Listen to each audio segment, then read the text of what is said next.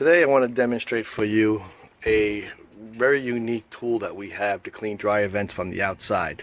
This is our very powerful truck mounted 175 psi compressor that we use in conjunction with specialty air tools.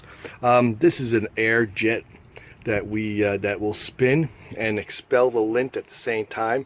It can propulse itself through the line all the way up to the dryer. For demonstration purposes, I'm not going to be running the compressor at this time.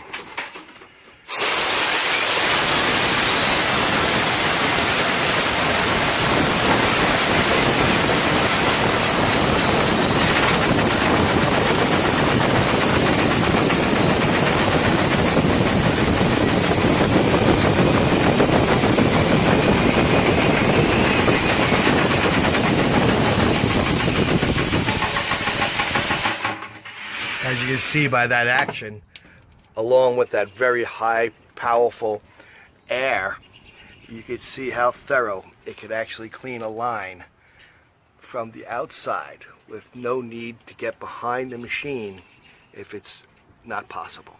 Thank you.